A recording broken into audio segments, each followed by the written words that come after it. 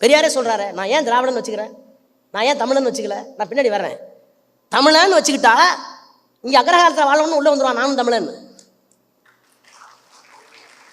வேற பாஷை அவனுக்கு தெரியாது, தமிழ் தான் தெரியும் இங்கே இருக்கிற பிராமணர்களுக்கு. அப்போ என்ன சொல்லுவான், தாய்மொழி தமிழ்னா நானும் அவன் உள்ளே வந்துடுவான். அவனுக்கு ஒரு வேலி கட்டணும்னா அந்த திராவிடங்கிற வார்த்தை எனக்கு தேவைப்படுகிறது. அது மொழியா இனமான்னு என்ன வேணா வச்சுக்க. அதான் முதலமைச்சர் சொன்னார் சட்டசபையில். என்ன சொன்னார்? திராவிடம் ஒரு இனத்தின் பெயரா? ஆம். ஒரு மொழியின் பெயரா? ஆம். ஒரு மரபு வழி கலாச்சாரத்தின் பெயரா? ஆம். அது வந்தேரிகளை தடுக்கின்ற ஒரு பெயர் சொல்லா? ஆம். என்ன சொன்னார் அவர்? சொல்றத நான் அப்படியே சொல்றேன். பெரியார் என்ன சொல்றார்? முதலாவதாக தமிழ் முன்னேற்றம் அடைந்து உலக பாஷை வரிசையில் அதுவும் ஒன்றாக வர வேண்டும் என்றால் தமிழையும் மதத்தையும் பிரித்து விட வேண்டும். கடவுளுக்கும் தமிழுக்கும் உள்ள உறவை தள்ளி வைக்க வேண்டும். அப்படி ஆரம்பிக்கிறார். ஆரம்பிச்சு சொல்றாரு, தமிழ் மக்கள் தங்களை உண்மையான தமிழன் என்று கருதினால் உடனடியாக சூத்திரன் என்றும் சண்டாளன் என்றும் நம்மை இழிவுபடுத்தும் இந்து மதத்தை விட்டு வெளியேற வேண்டும். அதனாலதான் அவர் பெரியார்.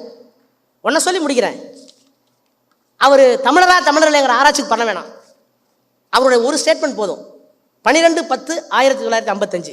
மீது எல்லாத்தையுமே திருமாவளவன் எழுதியிருக்காரு, பேசியிருக்காரு, குணாவை பற்றி ஆய்வு பண்ணியிருக்காரு, மாப்போசியை பற்றி ஆய்வு பண்ணியிருக்காரு. நான் அதான் சொன்னேன், 100 வருஷம் ஆகுது, 80 வருஷம் ஆகுது. மாப்போசி தொடங்கி வச்சார் தமிழ் தேசியம்னா என்னன்னு குழப்பத்தை. அந்த குழப்பத்தை குணா, அப்புறம் சீமான், அப்புறம் இப்போ மணியரசன், அப்புறம் ஒன்றும் மாற்றம் இல்லை, லேபிள் தான் மாறிட்டே இருக்கு, சரக்கு ஒன்று தான், புதுசாலாம் ஒன்றும் சொல்லலை. ஆனால் பெரியார் யார் என்பதை அவரே சொல்லுகிறார். பொதுவாக 12/10/1955 திரும்ப புத்தகத்தில் இருக்குது.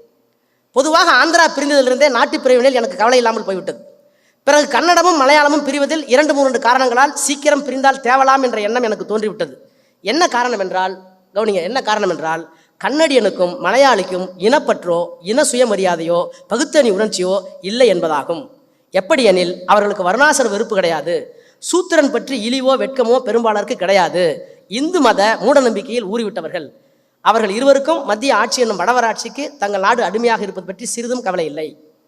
இதை நான் ஆந்திரா பிரிந்தது முன் சொல்லிக்கொண்டே இருக்கிறேன். ஆதலால் இவர்கள் சீக்கிரம் ஒளியட்டும் என்றே கருதி வந்தேன். அந்தபடி நல்ல சம்பவமாக அவர்கள் பிரிய நேர்ந்து விட்டார்கள். அதனால் இந்த பிரிவினையை நான் வரவேற்கிறேன். இந்த பிரிவினை நடப்பதில் சேர்க்கை சம்பந்தமாக ஏதாவது சிறு குறைபாடு இருந்தாலும் அதை மேற்கண்ட பெரும் நலத்தை முன்னிட்டு கூடுமான வரை ஒத்துப்போகலாம் என்றே எனக்கு தோன்றிவிட்டது. மற்றும் இந்த பிரிவினை முடிந்து தமிழ்நாடு தனி நாடாக ஆகிவிட்டால் நமது சமய சமுதாய சுதந்திர முயற்சிக்கும் அவை சம்பந்தமான கிளர்ச்சிக்கும் புரட்சிக்கும் நமது நாட்டில் எதிர்ப்பு இருக்காது என்று கருதுகிறேன். அவர்கள் மூவரும் ஒளிந்ததற்கு பிறகு, யாரு? ஆந்திரா, கன்னடா, மலையாளி, அவர்கள் மூவரும் ஒளிந்ததற்கு பிறகு அவர்களையும் சேர்த்து குறிப்பிடத்தக்க ஒரு சொல் நமக்கு தேவையில்லை என்றாலும் திராவிடன் என்ற சொல்லை விட்டுவிட்டு தமிழன் என்று சொல்லியாவது தமிழ் இனத்தை பிரிக்கலாம் என்றால் அது வெற்றிகரமாக முடிவதற்கு இல்லாமல் பார்ப்பான் ஆரியன் வந்து நானும் தமிழன்தான் என்று கூறிக்கொண்டு உள்ளே பூந்து விடுவான் என்ற காரணத்தினால் நான் திராவிடன் என்று சொல்லுகிறேன். இதை விட உங்களுக்கு என்ன வேணும்? தமிழை காட்டுப்பிராண்டி மொழின்னு சொல்லிட்டாங்கன்னு தேவநாயகத்தை கேட்குறாங்க. தேவநாயப்பா அவர் சொல்கிறார், பொலினன் கட்டில் இருக்குது, பொலினன் கட்டில் இருக்கார் அவங்க அப்பா. பெரியார் ஒரு கட்சியின் தலைவர் அல்ல, ஒரு இனத்தின் தலைவர், ஒரு காலத்தின் தலைவர், ஒரு வரலாற்றின் நாயகர். அவர் தோன்றியிருக்காவிட்டால் ஒரு இனத்தின் அடிமை வரலாறு முற்று பெற்றிருக்காது, ஒரு நாட்டின் மேல் போர்த்து கிடந்த இருள் விலகி இருக்காது, தமிழனின் தலையெழுத்தை மாற்ற பெற்றிருக்காது, தன்மானமற்ற நம் இனம் ஆரிய சேற்றில் மேலும் மேலும் அழுந்தி கலைகள் இருக்கும். எனவே பெரியார் அவர்களுடைய மொழி குறித்த கருத்தை நாம் புறந்தள்ளி விடுவோம். தேவநாய பாவாரோட விட தமிழ் மொழிக்கு அத்தாரிட்டி வேற எவனாவது இருக்கானா? வேற எவனாவது இருக்கானான்னு கேட்குறேன். அவர் சொல்றாரு, அவர் ஒரு இனத்தினுடைய அடையாளம், ஒரு காலத்தினுடைய அடையாளம், சுயமரியாதையினுடைய அடையாளம். அவர் தமிழை பற்றி சொல்லுவார், அவருக்கு உரிமை இருக்கு.